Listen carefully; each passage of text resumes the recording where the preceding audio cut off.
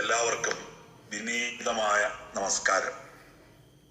ഈ പുസ്തക ചർച്ച ഉദ്ഘാടനം ചെയ്യാൻ എന്നെ ക്ഷണിച്ച സംഘാടകർക്ക് ഞാൻ ഹൃദയപൂർവ്വം നന്ദി പറയുന്നു. സുനിത ടീച്ചർ രചിച്ച പെണ്ണായിപ്പോയ ജന്മം തന്നെയാണ് ആദ്യം ക്വാറന്റൈൻ ചെയ്തത് എന്ന കവിതാ സമാഹാരത്തിന്റെ മുഖക്കുറിപ്പിൽ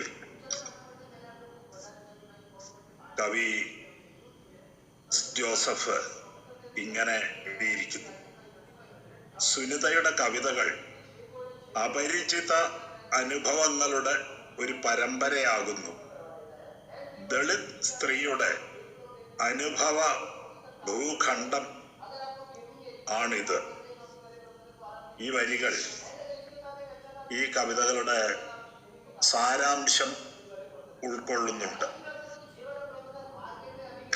ഈ കവിതകളെ കുറിച്ച് പറയുന്നതിന് മുമ്പ് ജോസഫിനെ കുറിച്ച് ചില കാര്യങ്ങൾ, എനിക്ക് മുമ്പ് ഒരിക്കലും പറയാൻ അവസരം കിട്ടിയിട്ടില്ലാത്ത ചില കാര്യങ്ങൾ പറയണം എന്ന് തോന്നുന്നു. ഒരു കഥ ചൊല്ലട്ടുമാ എന്നൊരു സിനിമയിൽ ചോദിച്ച പോലെ ചോദിക്കാൻ തോന്നുന്നുണ്ട്. പതിറ്റാണ്ടുകൾക്ക് മുമ്പ് തൃശൂർ കറന്റ് ബുക്സ് ഒരു പുസ്തക പ്രകാശനത്തിന് എന്നെ ക്ഷണിക്കുകയുണ്ടായി.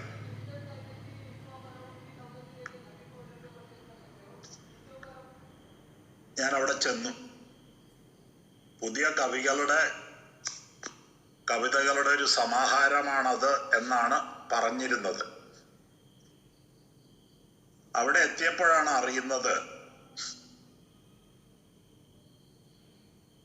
ആധുനിക കവിയായ ആറ്റൂർ രവിവർമ്മ അദ്ദേഹത്തിന്റെ ഭാവുകത്വത്തെ തൃപ്തിപ്പെടുത്തിയ കുറെ കവികളുടെ കവിതകൾ തിരഞ്ഞെടുത്ത് സമാഹരിച്ച് എഡിറ്റ് ചെയ്ത് സമാഹരിച്ച പുസ്തകമാണ് അത് എന്നറിയുന്നത്.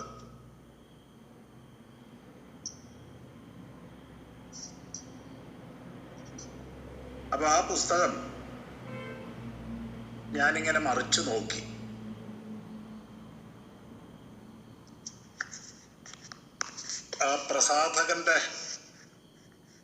ആ പ്രസാധകരുടെ വക്താവായ ആളോട് ഞാൻ ചോദിച്ചു, ഇതില് എസ് ജോസഫിന്റെ കവിത ഇല്ലേ എന്ന് ചോദിച്ചു. അന്ന് ഞാൻ ജോസഫിനെ അറിയില്ല, പക്ഷെ ജോസഫിന്റെ ചില കവിതകൾ വായിച്ചിട്ടുണ്ട്. കുങ്കുമം വാരികയിൽ വന്ന ജോസഫിന്റെ മേസ്ത്രി എന്ന കവിത എനിക്ക് ഇഷ്ടപ്പെടുകയും അതിനെക്കുറിച്ചുള്ള എൻ്റെ അഭിനന്ദനം നിറഞ്ഞ പ്രതികരണം ഞാൻ കുങ്കുമം വാരികയ്ക്ക് അയച്ചു കൊടുക്കുകയും അവരത് പ്രസിദ്ധീകരിക്കുകയും ചെയ്തിട്ടുണ്ട്. അതുകൊണ്ടാണ് ഞാൻ ചോദിച്ചത്.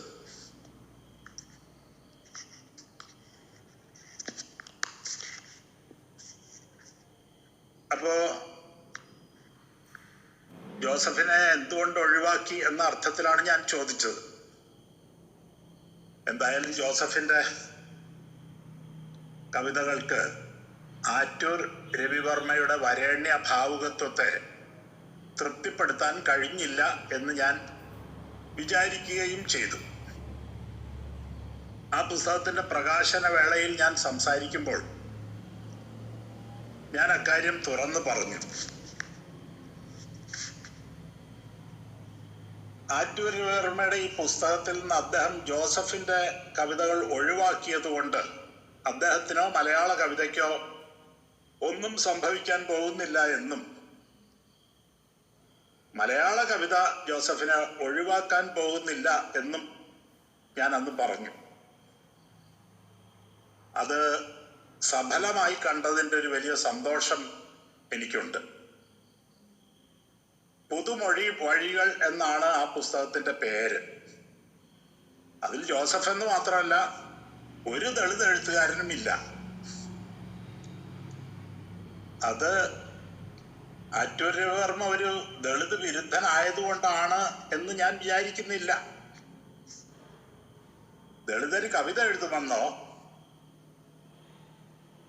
ആ കവിതകൾ മലയാള കവിതയിലെ ഒരു ശക്തിധാരയായി മാറുമെന്നോ അത് സമൂഹം ചർച്ച ചെയ്യുമെന്നോ അക്കാഡമിക് സമൂഹത്തിലും ആ കവിതകൾക്ക് വലിയ സ്വീകാര്യത ഉണ്ടാകുമെന്നോ ഒന്നും തന്നെ പാവം സിൻഡിക്കേറ്റ് അംഗവും സിലബസ് കമ്മിറ്റി അംഗവും ഒക്കെ ആയിരുന്ന ആറ്റൂർ രവിവർമ്മ സാറ് ഒരിക്കലും പ്രതീക്ഷിച്ചു കാണില്ല, സ്വപ്നത്തിൽ പോലും വിചാരിച്ചു കാണില്ല.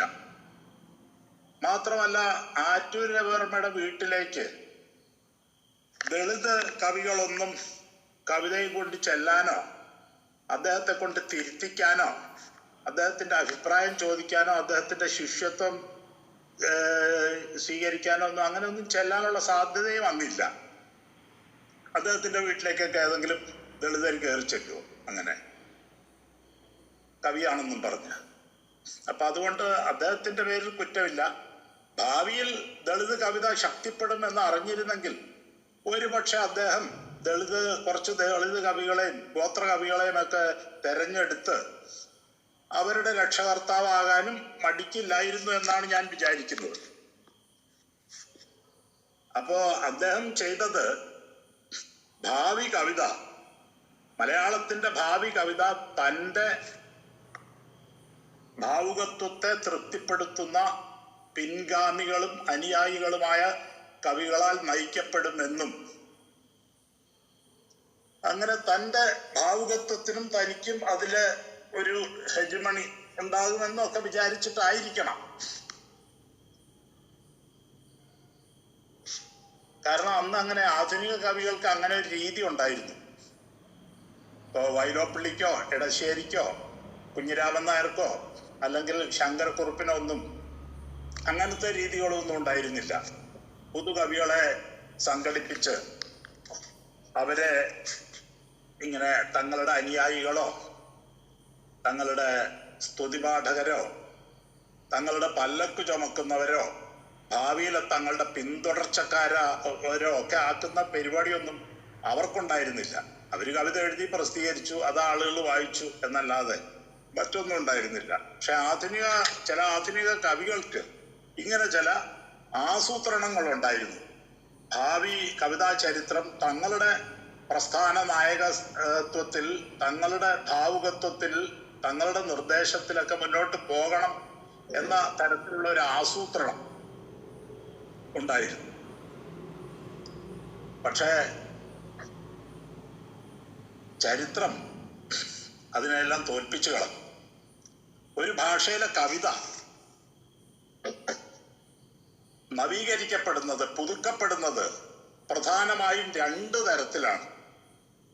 ഒന്ന് പുസ്തകജ്ഞാനം കൊണ്ട്, ഏറ്റവും ആധുനികമായ കാവ്യ സിദ്ധാന്തങ്ങളും ഏറ്റവും ആധുനികമായ ചിന്തകളും ഏറ്റവും പുതിയ അന്യഭാഷാ കവിതകളും ഒക്കെ ആയിട്ടുള്ള പരിചയം കൊണ്ട് കവിതകൾ, ഒരു ഭാഷയിലെ കവിതകൾ നവീകരിക്കപ്പെടും. കവികൾക്ക് അങ്ങനെയുള്ള പരിചയം കൊണ്ട്, അങ്ങനെ പുസ്തകജ്ഞാനം കൊണ്ട് കവിതകൾ നവീകരിക്കപ്പെടും. മറ്റൊന്ന് യഥാർത്ഥ ജീവിത അനുഭവങ്ങൾ കൊണ്ട് കവിത നവീകരിക്കപ്പെടും. നമ്മുടെ ആധുനിക കവിതയുടെ ആരംഭമായിട്ട് പറയുന്നത് കുരുക്ഷേത്രം ആണ്. അയ്യപ്പ പണിക്കരുടെ കുരുക്ഷേത്രം. അപ്പൊ അതിനൊരു പ്രചോദനമായിട്ട് പറയുന്നത് കത്തോലിക്ക മതവിശ്വാസിയും രാജഭരണ അനുകൂലിയുമാണ് താൻ എന്ന് സ്വയം പ്രഖ്യാപിച്ചിട്ടുള്ള T.S. എലിയറ്റിന്റെ വേസ്റ്റ് ലാൻഡ് ആണെന്ന് പറയും. വേസ്റ്റ് ലാൻഡ് എന്ന സ്ഥല നിർദ്ദേശത്തിന് സമാന്തരമായിട്ടാണ് കുരുക്ഷേത്രം എന്ന സ്ഥല നിർദ്ദേശം. ലോകമഹായുദ്ധത്തിന്റെ ഫലമായി യൂറോപ്പിലുണ്ടായ വിശ്വാസ തകർച്ചയും ദൈവവിശ്വാസ തകർച്ചയും അരക്ഷിതത്വ ബോധവും ഒക്കെ ഉണ്ടാക്കിയ ഒരു പ്രത്യേക അവസ്ഥയുടെ പശ്ചാത്തലത്തിലാണ് എലിയറ്റ് വേസ്റ്റ്ലാൻഡ് എഴുതുന്നത്.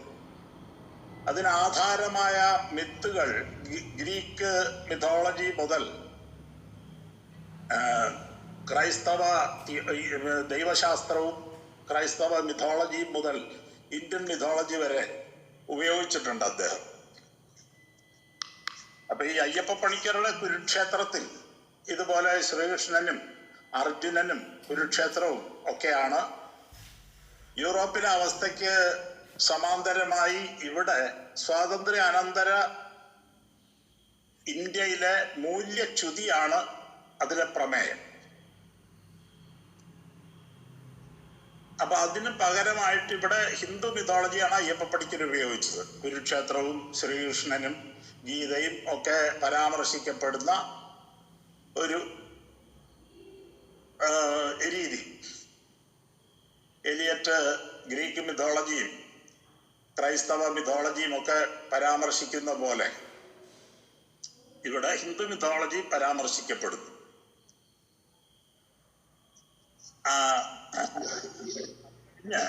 മറ്റൊന്ന് KG ശങ്കരപ്പിള്ളയുടെ ബംഗാളം. വേസ്റ്റ്ലാൻഡ് എന്ന സ്ഥല നിർദ്ദേശത്തിന് പകരം ബംഗാൾ എന്ന സ്ഥല നിർദ്ദേശമാണ്. അത് വെറും ആധുനിക വിപ്ലവ കവിതയാണ്. പക്ഷെ അതിലും ധൃതരാഷ്ട്രം സഞ്ജയനും ഒക്കെ തന്നെ വിപ്ലവം ക്ഷേത്ര യുദ്ധമായിട്ടാണ് അടിസ്ഥാനപരമായിട്ട് കാണുന്നത്.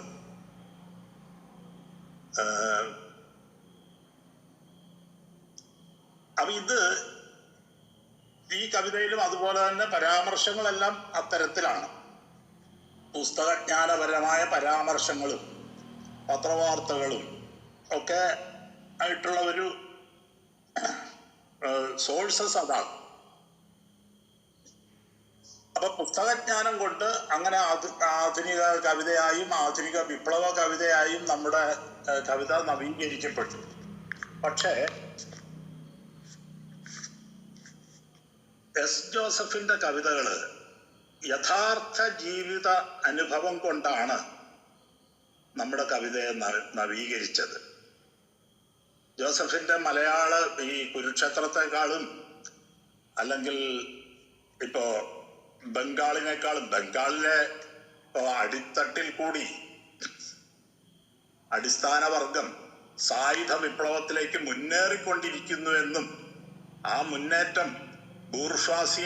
മുന്നേറ്റത്തിൽ ബൂർഷ്വാസി പേടിച്ച് വിറച്ച് ഇരിക്കുന്നു എന്നുമൊക്കെയാണ് ബംഗാളിൽ പറയുന്നത്. അത് വസ്തുതകളുമായി യാതൊരു ബന്ധമില്ലാത്ത വെറും കാൽപ്പനിക സ്വപ്നമാണ് എന്ന് ഇന്ന് നമുക്കറിയാം.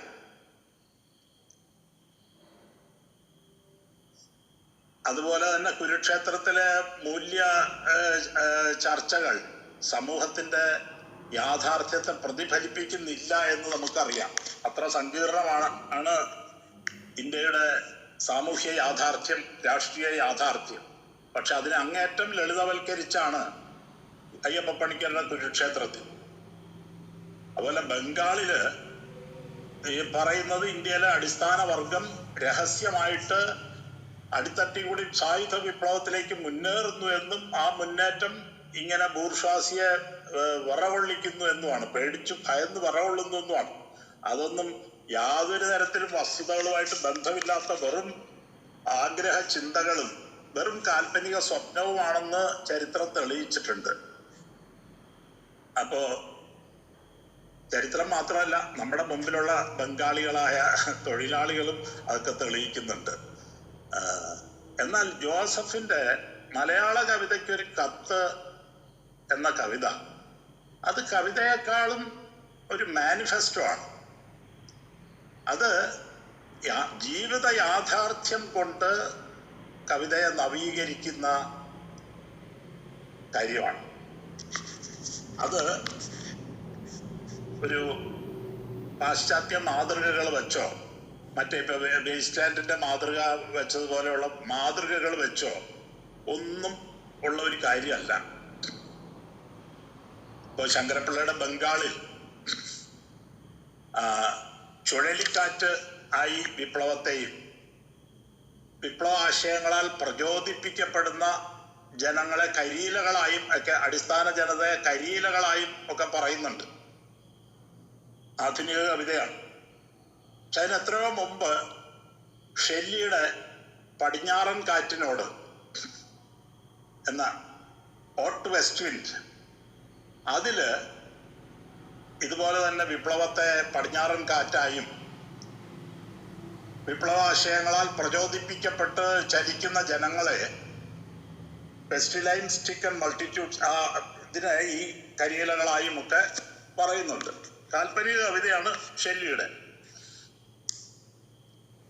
അപ്പൊ അതുപോലെ ഒന്നും ഉള്ള പുസ്തകജ്ഞാനപരമായ അടിസ്ഥാനങ്ങളൊന്നും അല്ല ജോസഫിന്റെ കവിതയ്ക്കുണ്ടായിരുന്നത്.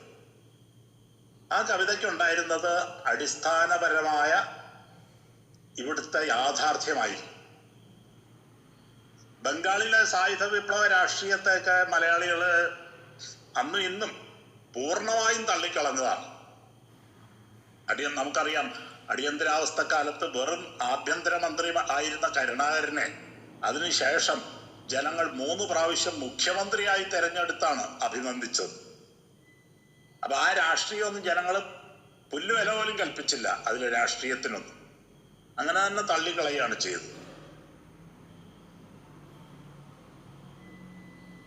പക്ഷെ ജോസഫിന്റെ ഈ മലയാള കവിതയ്ക്ക് ഒരു കത്ത് എന്നുള്ള കവിത, അല്ലെങ്കിൽ അതിനു മുമ്പുള്ള മേസ്ത്രിയൊക്കെ യഥാർത്ഥ ജീവിത അനുഭവം കൊണ്ടാണ് മലയാള കവിതയെ നവീകരിച്ചത്.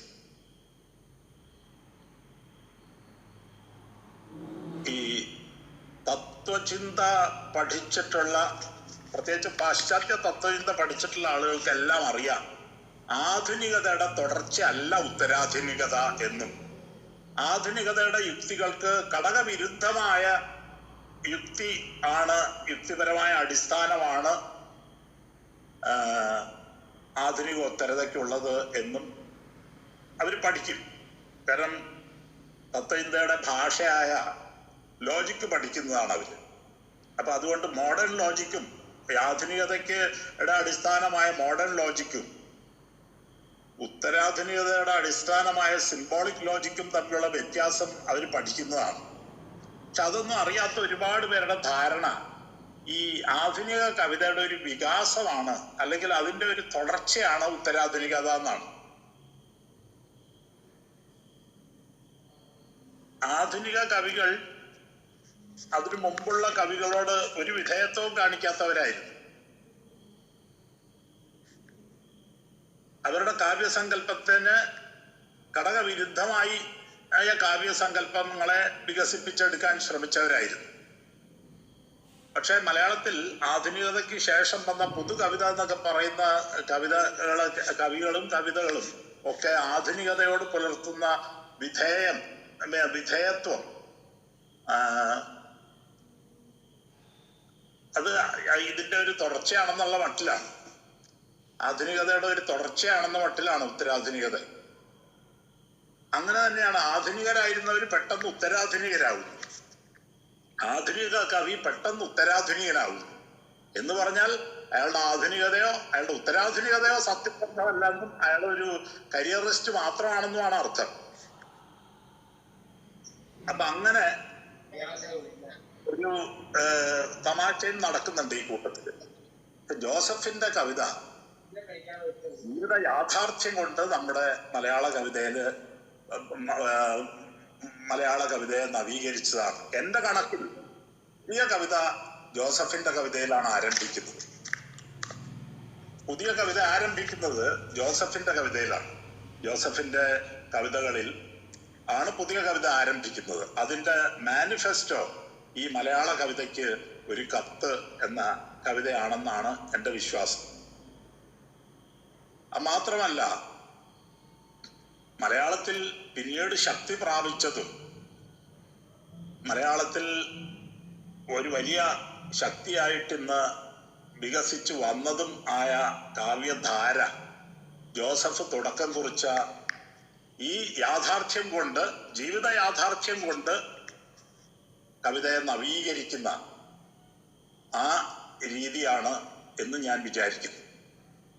മലയാള കവിതയിൽ ഇന്നോളം ഇല്ലാതിരുന്ന ജീവിത അനുഭവങ്ങളെയും യാഥാർത്ഥ്യങ്ങളെയുമാണ് ജോസഫും തുടർന്ന് വന്ന ഒരുപാട് ദളിത് എഴുത്തുകാരും മലയാള കവിതയിൽ ആവിഷ്കരിച്ചത്.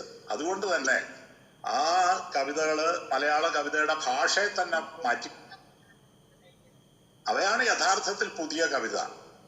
അല്ലാതെ ആധുനിക കവിതയുടെ ഹാങ് ഓവറായിട്ട് അവരുടെ രക്ഷാകർതൃത്വത്തിലും അവരുടെ നിർദ്ദേശത്തിലും അവരുടെ ഭാവുകത്വത്തിനോടുള്ള വിധേയത്വത്തിലും ഒക്കെ ഉണ്ടായ കവിതകളല്ല പുതിയ കവിത. പുതിയ കവിത ഇന്ന് വരെ മലയാള ഭാഷയിൽ മലയാള കവിതയിൽ ആവിഷ്കരിച്ചിട്ടില്ലാത്ത, തമസ്കരിക്കപ്പെട്ട, അവഗണിക്കപ്പെട്ട ജനവിഭാഗങ്ങളുടെ ഏറ്റവും അടിത്തട്ടിലെ മനുഷ്യരുടെ അനുഭവങ്ങളെ അവര് തന്നെ ആവിഷ്കരിക്കുന്ന കവിതകൾ വന്നപ്പോഴാണ് മലയാള കവിത പുതിയതായത്. ശരിക്കും ആ പുതിയ കവിതയുടെ തുടർച്ചയാണ്, വികാസമാണ്, അതിൻ്റെ ഒരു ഘട്ടമാണ് സുനിത തോപ്പിലിന്റെ കവിത എന്നാണ് എനിക്ക് അനുഭവപ്പെട്ടത് ആ പുസ്തകം വായിച്ചപ്പോൾ. അവിടെ ഇതുപോലെ ആധുനികതയുടെ ഹാങ് ഓവറോ അങ്ങനെ ഇപ്പൊ ജോസഫ് അടക്കമുള്ള ദളിത് കവികൾ ഒന്നും തന്നെ അങ്ങനെ ആധുനിക കവികളുടെ വീട്ടിൽ കൊണ്ടുപോയി കവിത തിരുത്തിയോ അവരുടെ നിർദ്ദേശത്തിലോ അവരുടെ ചൊൽപ്പടിക്കോ അവരുടെ ആശ്രിതരായിട്ടോ ഒന്നും കവിത എഴുതി വന്ന ആളുകളല്ല. അവരൊക്കെ സ്വന്തം നിലയ്ക്ക് അവരുടെ തീക്ഷ്ണമായ ജീവിത അനുഭവങ്ങളെ കവിതയിൽ ആവിഷ്കരിച്ച് വന്നവരാണ്. രേണുകുമാർ ആയാലും കലേഷ് ആയാലും അല്ലെങ്കിൽ വിജയ ആയാലും സുനിത ആയാലും ഒക്കെ ആ കവിതകൾ വായിക്കുമ്പോൾ അവരുടെ പാണ്ഡിത്യത്തിന്റെ ആഴമല്ല നമ്മൾ ഓർക്കുക, അവരുടെ ജീവിതാനുഭവങ്ങളുടെ മൗലികതയും അവരുടെ ജീവിതാനുഭവങ്ങളുടെ ആഴവുമാണ് നമ്മൾ ഓർക്കുക. മനുഷ്യ അനുഭവമാണ് എപ്പോഴും കലയെ നവീകരിക്കുന്നത്. അനുഭവത്തിലുണ്ടാകുന്ന വലിയ മാറ്റങ്ങളാണ് ശരിക്കും മനുഷ്യാനുഭവത്തിൽ ഉണ്ടാകുന്ന വലിയ മാറ്റങ്ങളുടെ പ്രതിഫലനങ്ങളാണ് കലയിലുണ്ടാകുന്ന മാറ്റങ്ങൾ പലപ്പോഴും. അപ്പൊ അങ്ങനെ നമ്മുടെ കാവ്യ ചരിത്രത്തിലും ഈ പുതിയ കവിത ആരംഭിക്കുന്നത് ഇന്ന് വരെ മലയാള കവിതയിൽ ഇല്ലാതിരുന്ന, ആവിഷ്കരിക്കപ്പെടാതിരുന്ന അനുഭവങ്ങൾ ഏറ്റവും അടിത്തട്ടിലുള്ള ജനങ്ങളുടെ കവിതകൾ ആവിഷ്കരിക്കപ്പെടുന്ന ഒരു അവസ്ഥയിലാണ്.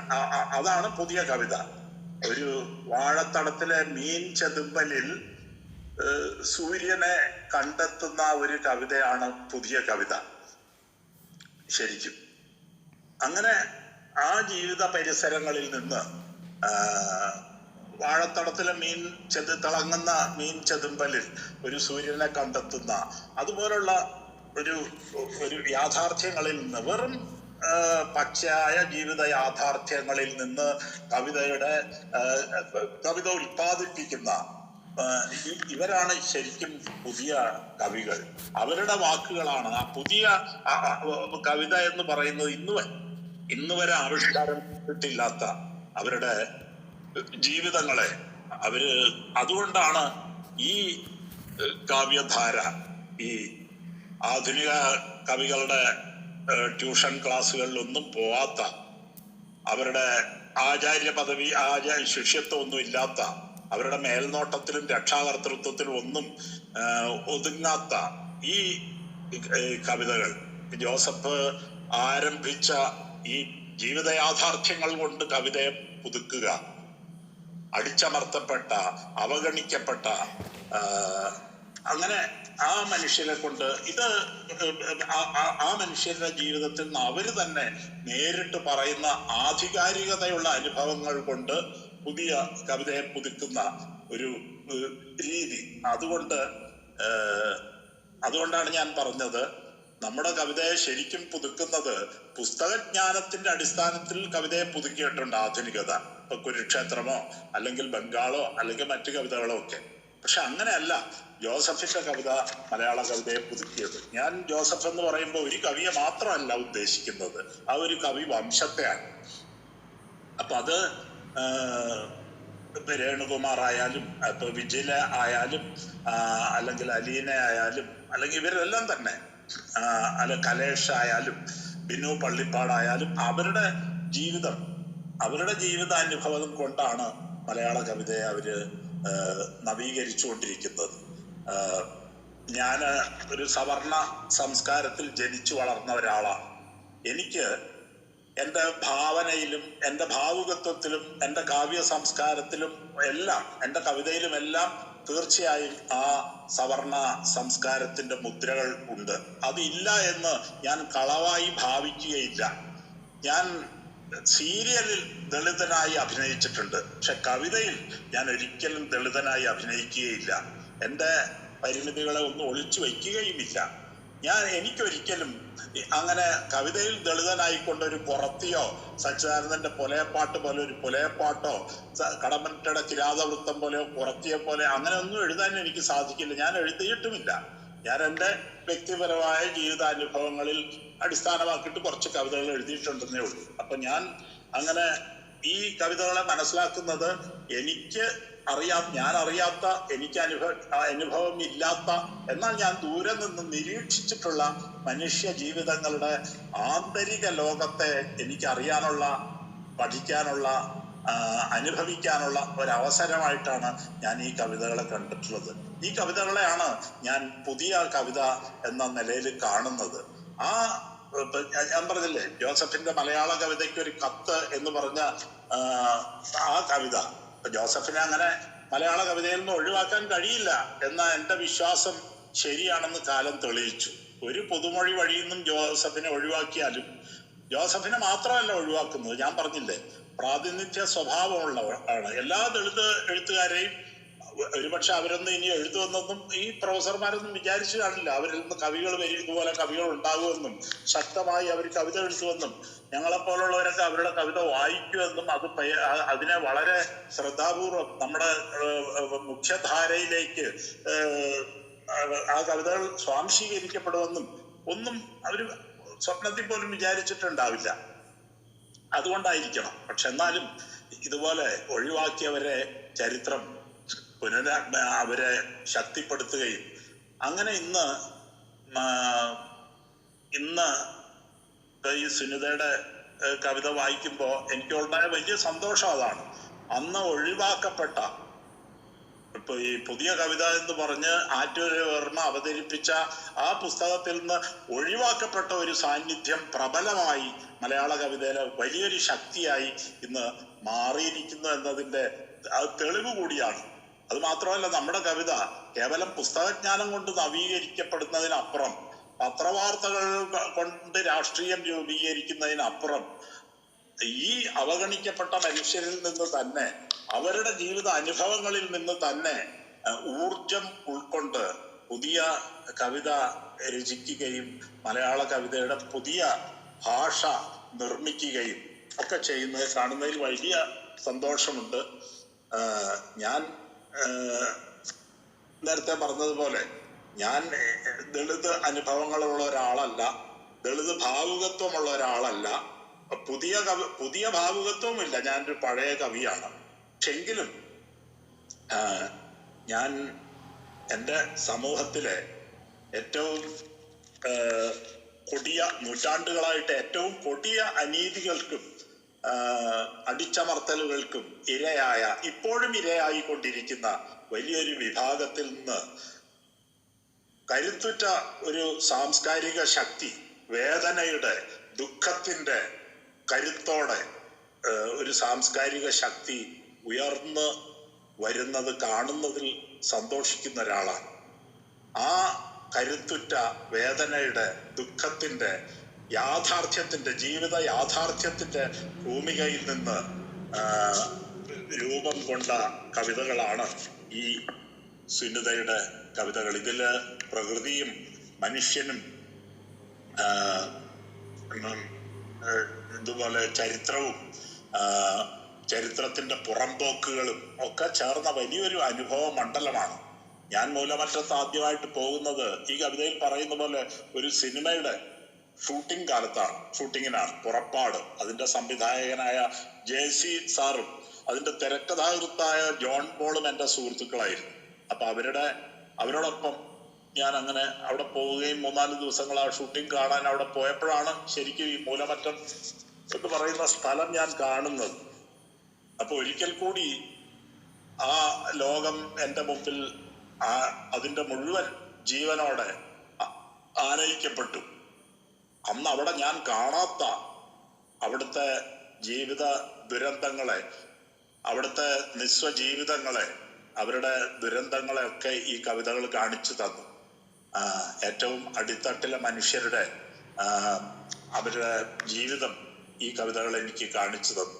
ഈ കവിതകളിലൂടെ അന്ന് ഞാൻ ഒരു എന്താ പറയാ, ഒരു ടൂറിസ്റ്റ് എന്ന നിലയിൽ മാത്രം കണ്ടുപോന്ന ഒരു ഭൂവിഭാഗത്തിലെ മനുഷ്യരുടെ ആന്തരിക ലോകത്തിലേക്ക് ഒരു ഉൾക്കാഴ്ച ഈ കവിതകൾ എനിക്കുണ്ടാക്കി. ഈ കവിതകളെ കുറിച്ച് വിശദമായിട്ട് ഇനി ജോസഫും മറ്റുള്ളവരും ഒക്കെ സംസാരിക്കും. ഞാൻ അതിലേക്ക് കടക്കുന്നില്ല, ഞാൻ അവരുടെ സമയം കൂടി അപഹരിക്കുന്നില്ല. വളരെ സന്തോഷത്തോടെ ഈ ചർച്ച ഉദ്ഘാടനം ചെയ്യാൻ എനിക്ക് ലഭിച്ച അവസരത്തെ ഒരു ബഹുമതി ആയി സ്വീകരിച്ചുകൊണ്ട് ഈ സംഭാഷണം ഞാൻ ഉദ്ഘാടനം ചെയ്തുകൊള്ളുന്നു. എല്ലാവർക്കും നന്ദി.